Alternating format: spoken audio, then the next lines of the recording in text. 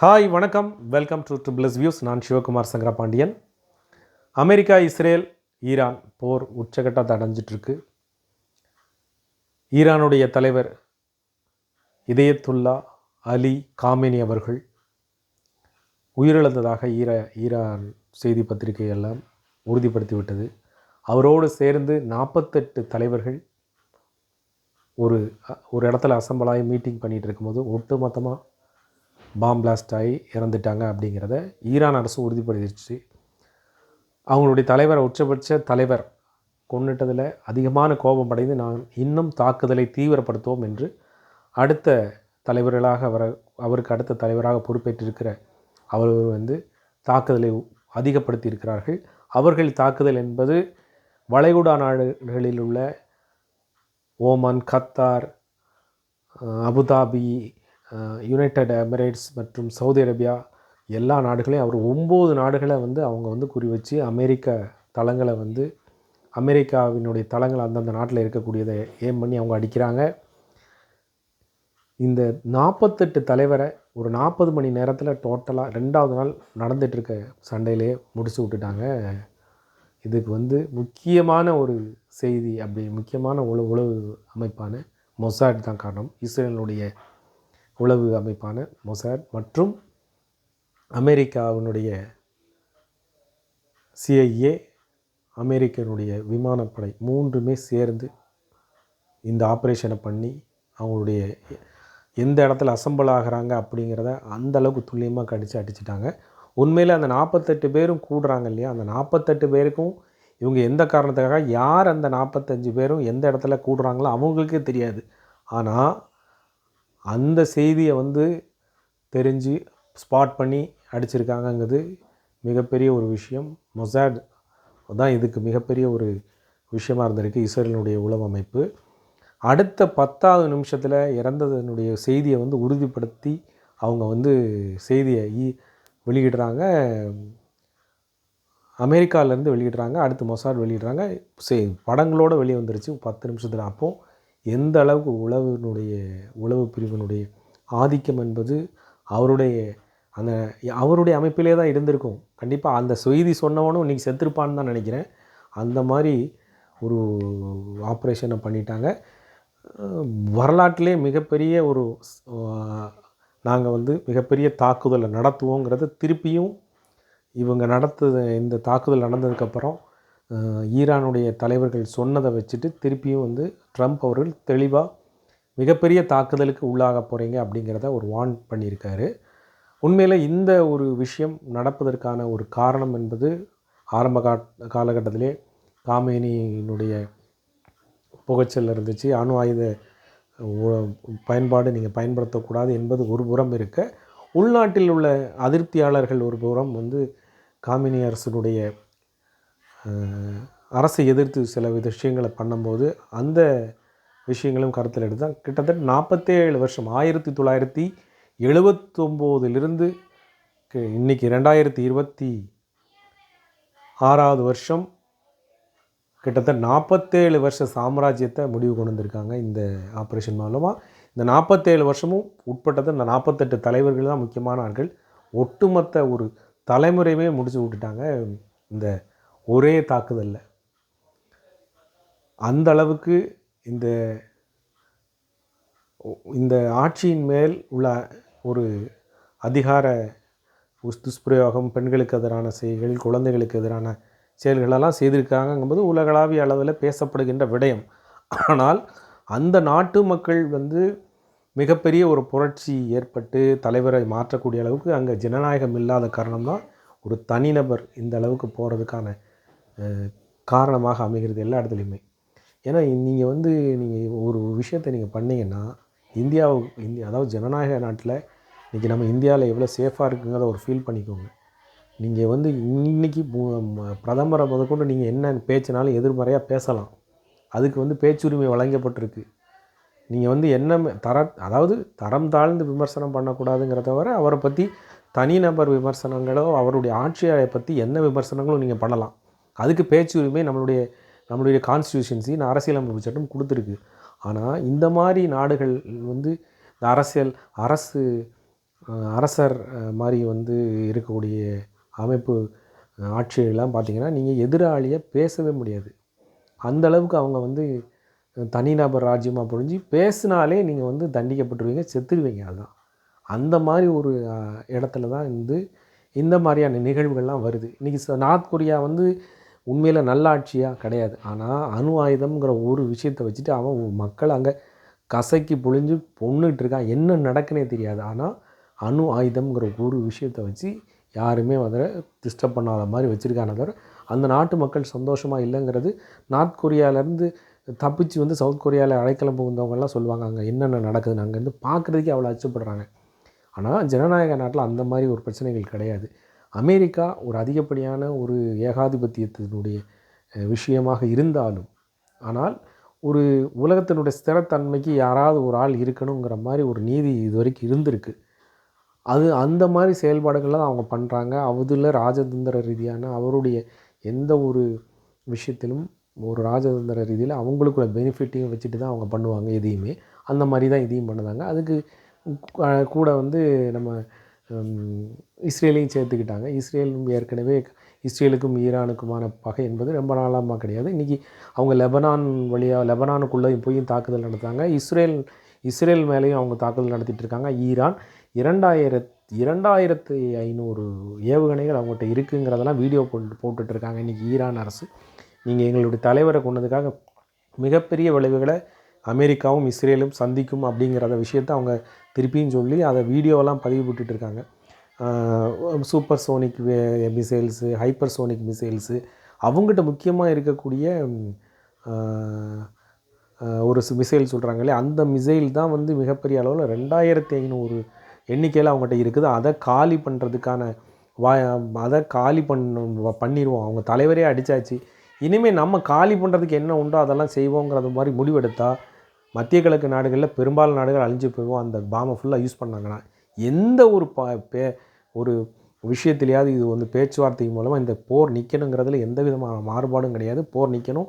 இது வரைக்கும் 3 நாட்களில் 585 பேர் ஈரான் தரப்பில் இறந்து போயிருக்கதா சொல்கிறாங்க. பள்ளி குழந்தைகள் உட்பட ஏகப்பட்ட 585 பேர். இன்றைக்கி திங்கக்கிழமை சாயந்தரம் மத்தியானத்துக்கு மேலே வெளியிட்ட செய்தியில் 585 பேர் சொல்கிறாங்க.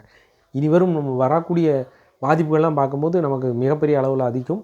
ஆனால் இஸ்ரேல்லையும் எந்த விதமான பாதிப்பு இல்லைன்னு அவங்க சொல்லிக்கிட்டாலும் கண்டிப்பான அவங்களுக்கும் பாதிப்புகள், உயிரிழப்புகள்லாம் இருக்க தான் செய்யும். அதை அவங்க செய்தியாக வெளியிடலை. இது வந்து ஒவ்வொரு போருக்கு முடிவும் வந்து மிகப்பெரிய ஒரு தீவிரவாத கூட்டம், ஒரு பெரிய விஷயம் வந்து உருவாகிறது. இன்றைக்கி என்றைக்கு நீங்கள் ஈராக்கை அடித்து நீங்கள் பண்ணிங்களோ அன்றைக்கி உருவாக்கப்பட்டது ஐஎஸ்ஐஎஸ். அதனால் பாதிக்கப்பட்ட விஷயங்கள் வந்து பாதிக்கப்பட்ட மக்கள், கொல்லப்பட்ட மக்களுடைய எண்ணிக்கை கிட்டத்தட்ட 50 லட்சத்தை தாண்டும். இன்றைக்கி வந்து இன்னும் ஒரு விஷயம் பாருங்கள், அமெரிக்கா இந்த போரை முன்னெடுக்குது. அமெரிக்காவுக்கு ஆதரவு கொடுக்கக்கூடிய, அமெரிக்காவை தளம் கொடுத்த நாடுகள் அவ்வளோ பாதிக்கிறாங்க. யார்? வளைகுடா நாடுகள் ஃபுல்லாக பாதிக்கப்படுது. ஆனால் அமெரிக்காவில் உள்ளவன் யாரும் பாதிக்கப்பட போகிறதில்ல. இஸ்ரேல் பக்கத்தில் இருக்கிறனால அவங்க பாதிக்கப்படுறாங்க. ஆனால் இந்த வளைகுடா நாடுகளான ஐக்கிய எமிரேட்ஸு, கட்டாரு, தோஹா, இந்த மாதிரி துபாய், இந்த மாதிரி இடங்களில் உள்ள மக்கள்லாம் என்ன பண்ணாங்க? அவங்களாம் மிகப்பெரிய அளவில் பாதிக்கப்படுறாங்க. பார்த்திங்களா? ஒருத்தர் முடிவெடுக்கிறது எங்கேயோ இருந்து முடிவெடுக்கிறார். அமெரிக்காவினுடைய தலைவர் பண்ணுறாரு, அவங்களுடைய செயல்பாடு இங்கே நடக்குது. ஆனால் சாகிறதும் பாதிக்கப்படுறதும் யார்? எந்த விதமான பிரச்சனைக்கும் உள்ளே போகாத மக்கள் பாதிக்கப்படுறாங்க. ஈரானுக்கும் அமெரிக்காவுக்கும் பிரச்சனைனா அவங்க 2 பேருக்குள்ள பாதிப்பு இல்லை. இன்றைக்கி பக்கத்து நாடுகளில் உள்ள மக்கள் அவ்வளோ பேருமே பாதிக்கப்படுறாங்க. அவங்க என்னென்ன இப்போ துபாய் நேற்று பார்த்திங்கன்னா, துபாய் வந்து மிகப்பெரிய ஒரு விமான நிலையம், உலகத்திலே வந்து மிகப்பெரிய விமான நிலையத்தை வச்சுருக்குறாங்க. நம்மளுடைய மத்திய கிழக்கு நாடுகள் வழியாக தான் நம்ம வந்து நிறைய கண்ட்ரீஸுக்கு வந்து டிரான்சிட் போய் அங்கே போய் மாறி போகிற மாதிரி ஃப்ளைட்ஸ் எல்லாம் இருக்குது. 2000 கோடி ரூபா ஒரு நாளில் ஃப்ளைட் வந்துட்டு போகிறதுல கேன்சல் ஆனதுனால 2000 கோடி ரூபா வரைக்கும் லாஸ் ஆகிருக்கு அப்படின்னு சொல்கிறாங்க துபாய் ஏர்போர்ட்டுக்கு மட்டும். துபாய் ஏர்போர்ட்டில் இன்றைக்கி இருக்கக்கூடிய மக்கள் வந்து அதிகமான அளவில் வந்து எல்லாருமே வந்து அங்கேயே தங்கியிருக்கிறாங்க, பயந்து போய் இருக்கிறாங்க. இந்திய பயணிகள், அப்புறம் டிரான்சிட்டாக போகக்கூடியவங்க, அங்கேருந்து இங்கே ஐரோப்பிய நாடுகளிலிருந்து வந்துட்டு இருக்கவங்க, அங்கே வந்து மாறக்கூடியவங்க அவ்வளோ பேருமே அங்கே இருந்துகிட்ருக்காங்க. ஆனால் எல்லா இது மாதிரி எங்களை நம்பி எங்கள் நாட்டில் இருக்கக்கூடிய அவ்வளோ பேருக்கும் நாங்கள் பொறுப்பு அப்படின்னு சொல்லிட்டு ஐக்கிய அமீரகத்தினுடைய தலைவர் எல்லாருமே சொல்லியிருக்காங்க. எல்லா விதமான கட்டணங்களும் ஹோட்டலில் தங்கியிருந்தாங்களோ அந்த தங்கக்கூடிய எல்லா விதமான செலவுகளும் அரசே ஏற்கும் அப்படிங்கிறத நீங்கள் பயப்படாதீங்க, நாங்கள் பார்த்துக்குறோங்கிறத ஒரு உறுதித்தன்மையோடு அரசாங்கம் சொல்லியிருக்கு. அதனால் அதை வந்து நம்ம வரவேற்கணும். இன்றைக்கி வந்து இந்தியன்ஸுக்கு வந்து அங்கே பிவி சிந்து நம்மளுடைய ஒரு பேட்மிண்டன் பிளேயர் பிவி சிந்து ஏர்போர்ட்டில் இருந்துகிட்ருக்காங்க. இப்போ வரைக்கும் அவங்களுடைய கோச்சோட 2 பேரும் மாட்டிகிட்ருக்காங்க. பக்கத்தில் ஒரு பாம் பிளாஸ்ட் ஆகிறத அவங்க பார்த்துட்டு பதறி போய் அவங்க வந்து பிரதமர்கிட்ட உதவி கேட்குறாங்க. ஆனாலுமே இன்றைக்கி வந்து கிட்டத்தட்ட ஒரு 1.5 கோடி பேர் வந்து இந்தியர்கள் வந்து மொத்தத்தில் இந்த அவ்வளோ வளைகுடா நாடுகளில் ஃபுல்லாக இருக்கக்கூடிய எண்ணிக்கையை பார்த்தா இந்தியர்களோட எண்ணிக்கை 1.5 கோடியை தாண்டுவாங்க. இந்த 1.5 கோடி மக்களை கொண்டு வந்து இங்கெல்லாம் சேர்க்கணுங்கிறது முடியாத விஷயம். இப்போ ஃப்ளைட்டை கொண்டு வரோம்னா இப்போ வான்வழி பரப்புகள் எல்லாத்தையுமே க்ளோஸ் பண்ணிட்டாங்க. நாளைக்கு செவ்வாய்க்கிழமை வரைக்கும் க்ளோஸ் பண்ணியிருக்காங்க. இப்போதைக்கு கத்தார் ஏர்வேஸ், துபாய் எல்லாருமே அவங்களுடைய வான்வழி தடங்களை வழிகளை ஃபுல்லாக க்ளோஸ் பண்ணி வச்சுருக்குறாங்க. இதெல்லாம் ஓப்பன் பண்ணால் தான் நம்ம ஃப்ளைட்டே அனுப்ப முடியும். ஏதாவது ரெஸ்கியூ பண்ணணும்னா இத்தனை லட்சம் பேரெல்லாம் கொண்டு வரதுக்கு வாய்ப்பே கிடையாது. என்னென்னா இது அமைதி வந்து கண்டிப்பான முறையில் ஏதாவது ஒரு பேச்சுவார்த்தை மூலமாக நடந்து இது இன்றைக்கி நைட்டோடு இது முடிக்கணும்னு எல்லோரும் ப்ரேயர் பண்ணணுங்கிறது தான் எல்லோரும் நம்ம வேண்டுகோளாக இருக்குது. இந்திய அரசாங்கத்தின் மூலம் நேத்திக்கு நைட்டு வந்து பிரதமர் தலைமையில் ஒரு கூட்டம் போட்டு இன்றைக்கி யார் சொல்லியும் இன்றைக்கி அமெரிக்காவும் இஸ்ரேலும் நினச்சா தான் இதை வந்து நிற்பாட்ட முடியுமே தவிர எல்லோரும் அறிக்கைகள் கொடுக்கலாம், ப்ளீஸ் பண்ணலாம். இந்திய ஒரு ராஜதந்திர ரீதியான அறிக்கைகளை தான் நம்மளும் பண்ண முடியும். எல்லா நாடுகளும் நமக்கு வேணுங்கிற பட்சத்தில் இன்றைக்கி வந்து நம்மளுடைய இந்திய அரசு வந்து அமைதியை விரும்புகிறோம், நாங்கள் 2 நாடுகளும் பேச்சுவார்த்தை நடத்துறதுக்கு நாங்கள் உதவி பண்ணுறோங்கிற மாதிரி இந்திய அரசாங்கத்தின் சார்பில் வெளியிட்ட அறிக்கையில் வந்து சொல்லியிருக்காங்க. எந்த விதமான எதுக்கும் போர் தீர்வாகாது, பேச்சுவார்த்தைக்கு நீங்கள் வரணும், பேச்சுவார்த்தை மூலமாக ஒரு விஷயத்தை சொல்லணும்னு சொல்லியிருக்காங்க. ஐரோப்பிய யூனியன் நாளைக்கு தான் அவங்க மீட்டிங் பண்ணணும், அவங்க வர்றாங்க. ஐநா சபை இந்த போர் வந்து நீளுவதற்கான வாய்ப்பு ரொம்ப ஆபத்தான விளைவில் கொண்டு போய் முடியும். 2ஆம் உலகப் போருக்கான சாத்தியக்கூறு மாதிரி கொண்டு போயிட்டுருக்காங்க. இதனால் இன்றைக்கி இந்தியாவுக்கு எவ்வளோ பெரிய பாதிப்புகள்லாம் அவ்வளோ உயர்மை எண்ணெய் எக்ஸ்போர்ட் பண்ணக்கூடிய எரிபொருள் ஃபுல்லாக தட்டுப்பாடுகள் வரக்கூடிய அளவுக்கு எரிபொருள் தட்டுப்பாடு வர்றதுக்கான வாய்ப்புகள் இருக்குது. இன்றைக்கி ஒரு பேரலுக்கு $13 இன்றைக்கி ஏறி இருக்குது. நம்மளோட இந்திய பங்குச்சந்தையில் ஏகப்பட்ட ஷேர்ஸினுடைய விலை இறங்கிருச்சு, மார்க்கெட் ஸ்லாஷ் ஆகுது. எல்லா கம்பெனியுடைய ஷேர்ஸும் வந்து சவுதி அங்கங்கெல்லாம் ஒர்க் பண்ணிகிட்டு இருக்கிற கம்பெனியோடைய ஷேருடைய இதெல்லாம் இன்றைக்கி இறங்கிருச்சு. எண்ணெய் $13 நேரத்து இறங்கிருச்சும் போது 2 நாளில் ரேட் ஏறதுக்கான வாய்ப்பும் ஜாஸ்தியாக இருக்குங்கிற மாதிரி தான் சொல்கிறாங்க. ஏன்னா இது உடனே தீர்மானத்துக்கு வந்தால் தான் அடுத்து நமக்கு ஒன்று மிஞ்சி போனால் நமக்கு வந்து நம்ம ஒரு 20 நாள் வரைக்கும் உள்ள இது தான் நம்ம மேக்ஸிமம் 1 மாதத்துக்குள்ள எண்ணெயை தான் நம்ம எரிபொருளை தான் இருப்பு வச்சுட்ருப்போம். ஆனால் தட்டுப்பாடு வராது, அதுக்குள்ளே சரியாயிருங்கிற மாதிரி உறுதிப்படுத்தியிருக்காங்க. இல்லைனா நம்ம ரஷ்யாவுக்கு திருப்பியும் போக வேண்டிய சூழ்நிலையெல்லாம் வருங்கிற மாதிரி இன்றைக்கி பேச்சுவார்த்தை போயிட்டுருக்கு. எண்ணெய் விலை ஏறினா பேசிக்காக நமக்கு அடுத்தடுத்த ஒரு நமக்கு வந்து அடிப்படை பொருட்களினுடைய விலை ஏறுதுன்னா டிரான்ஸ்போர்ட் விலை ஏறணும், பெட்ரோல் விலை ஏறினா டிரான்ஸ்போர்ட்டுடைய விலை ஏறும். டிரான்ஸ்போர்ட்டு விலை ஏறும்போது எல்லா விதமான உணவுப் பொருட்களுடைய விலை ஆட்டோமேட்டிக்காக ஏறிடும். ஸோ இது வந்து மொத்த உலகத்துக்குமே வந்து ஒரு பெரிய ஒரு சாபக்கேடான ஒரு விஷயம் நடந்துகிட்ருக்கு. இதை சீக்கிரம் முடிக்கணும் அப்படிங்கிறது தான் எல்லாருடைய வேண்டுதலாக இருக்கணும். இன்றைக்கி வந்து நம்ம இங்கேருந்து நம்ம ஸ்ட்ரைக் பண்ணிவிட்டு இன்றைக்கி அமெரிக்க தூரத்துக்கு இங்கேருந்து ஸ்ட்ரைக் பண்ணுறனாலையோ இன்றைக்கி வந்து அமெரிக்காவுக்கு எதிர்ப்பு இங்கேருந்து சொல்லிகிட்டு இருந்தனால நேற்றுலாம் மீட்டிங்லாம் போட்டிருக்கிறாங்க, கட்சி ரீதியான மீட்டிங்கெல்லாம் வந்து போட்டிருக்காங்க. அதெல்லாம் எந்த வகைக்கும் இல்லை, அதெல்லாம் வாய்ப்பே கிடையாது, அதுக்கு வந்து சாத்தியக்கூறே கிடையாது. எதுக்காக இதை நடத்துகிறாங்க? மக்கள் வந்து இது நம்மளுடைய எதிர்ப்பை வந்து நம்மளுடைய அரசாங்கம் தான் தெரிவிக்கணுமே தவிர நம்ம இதை வந்து ஒன்றும் செய்ய முடியாது.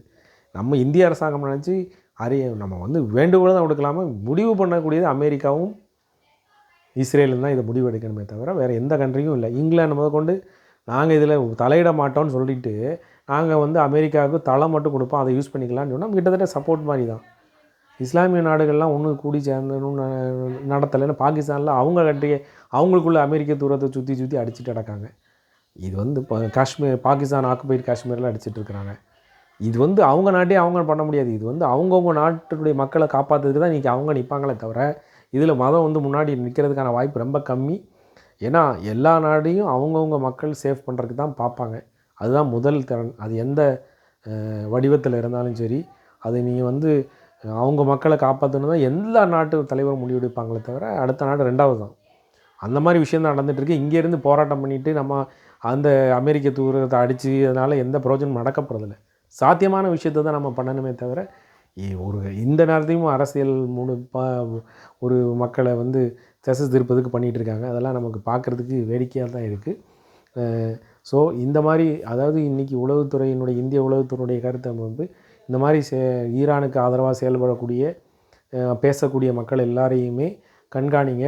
சில விஷயங்கள்லாம் வந்து சில கொதிப்பு நிலைகளெல்லாம் உருவாக்குறதுக்கு பிளானிங் நடந்துகிட்ருக்கு. அதனால் உஷார்படுத்தப்பட்டு எல்லா விதமான காவல்துறை அதிகாரிகளுக்கும், இந்தியாவில் உள்ள அவ்வளவு காவல்துறை அதிகாரிகளுக்கும் மெசேஜ் கொடுத்துருக்குறாங்க. உண்மையில் இது வந்து எல்லோரும் போர் நிற்கணுங்கிறது எல்லோரும் நம்ம வேண்டிக்கிறது தான். உலகமே அமைதியாக இருக்கணுங்கிறதான் நம்ம நினைக்கிறோம். ஆனால் ஒவ்வொரு நாடுகளுக்கு இடையில் உள்ள பிரச்சனைகளெல்லாம் பார்த்திங்கன்னா ஒரு நாட்டினுடைய தூண்டுதல் பேரில் தான். ஆனால் இதை எப்படி அணுகணும்னு அந்தந்த நாடு முடிவு பண்ணணும். இதை நடத்தலாமா வேண்டாமா, இதை பண்ணலாம். பாருங்கள், பண்ணி விட்டுட்டு பாகிஸ்தானும் ஆப்கானிஸ்தானும் இப்போ சண்டை போட்டு கிடக்காங்க. 3-4 நாளாக அங்கே நடந்துகிட்ருக்கு. அடுத்து இது ஆரம்பிச்சிருச்சு. இதெல்லாம் பார்க்கும்போது நம்ம எந்த அளவுக்கு சேஃபாக இருக்கோங்கிறத நம்ம நினைக்கணும். இன்றைக்கி மிகப்பெரிய ஒரு விஷயம், சைனாவிலேருந்து வாங்கி தான் ஈரானுடைய அவ்வளவு அதாவது வான்வழி பாதுகாப்பு அமைப்புகளெல்லாம் அவங்க தான் சைனா தான் சப்ளை பண்ணியிருக்காங்க. ஆனால் அவளும் ஃபெயிலியர் ஆகிடுச்சு. ஏன்னா இத்தனை பேர் உள்ளே போய் பண்ணியிருக்காங்கன்னா, மொத்தத்தில் இஸ்ரேல் மட்டும் 1800 குண்டுகளை, ஒரு நிமிஷத்துக்கு ஒன்றுங்கிற மாதிரி 1800 குண்டுகளை பயன்படுத்தியிருக்காங்க முதல் நாளில். இஸ்ரேல் அதில் வந்து அவங்களோட வான்பரப்பில் போய் கொஞ்சம் விழுந்திருக்கும், விழாமல் இருக்கும். ஆனால் 1800 குண்டுகளை பயன்படுத்தியிருக்காங்க. அதை சில வான்பரப்பு தடுப்பு அமைப்புகள் வந்து தடுத்து நிறுத்தது போக எல்லாத்தையும் போய் அட்டாக் பண்ணியிருக்கு. சிஸ்டம் ஃபுல்லாகவே சைனா ஏன் அமைதியாக இருக்குன்னா அதுக்கு காரணம் அதுதான். நீங்கள் அமைதியாக இருங்க, சண்டையை நிறுத்துங்கன்னு ஒரு வார்த்தையில் சொல்லிவிட்டு அவங்க இருக்காங்க. அவங்களுடைய சிஸ்டம் தான் அங்கே பயன்பட்டுருக்கு. ஆனால் பாதி ஃபெயிலியர் ஆச்சு. இது மிகப்பெரிய ஒரு கெட்ட பேர் சைனாவுக்கு. அங்கேயும் போய் எல்லா அவன் நாட்டையும் பாதுகாக்க முடியாமல், அதையும் மீறி சில விஷயங்கள் தான் வந்து ட்ரோன் அமைப்பில் 1-2 இங்கே அடிச்சிட்ருக்காங்க. இங்கேயும் வந்து கொஞ்சம் ஃபெயிலியர் ஆகிருக்கு. ஏன்னா இவங்களுடைய பாதுகாப்பு அமைப்பு ஃபுல்லாக அமெரிக்கா தானே பண்ணிகிட்ருக்காங்க. துபாயோ, கத்தாரோ, தோஹாவோ எல்லா சிட்டியும் வந்து இவங்க தான் அமெரிக்கா தான் வந்து அவங்களுக்கான சேஃப்டியை கொடுத்துட்ருக்காங்க. அங்கேயும் விழுந்திருக்குன்னா அவங்களுடைய சிஸ்டமும் ஃபெயிலியர் ஆகிருக்குன்னு தான் நான் நினைக்க வேண்டியிருக்கு. ஆனால் இன்னொரு என்னென்னா, துபாய் ஒரு F-35 விமானத்தை வந்து துபாயினுடைய பாதுகாப்பு அமைப்பே வந்து வீழ்த்திட்டு அமெரிக்காவுடைய F-35 வந்து வீழ்த்திட்டு அப்படிங்கிற மாதிரி சொல்கிறாங்க. அது வந்து தவறுதலாக அடிச்சிட்டாங்கன்னு ஒரு செய்தியை சொல்கிறாங்க. ஆனால் ஈரான் வந்து நாங்கள் தான் அடித்தோம் அப்படிங்கிற மாதிரி இவங்க சொல்கிறாங்க.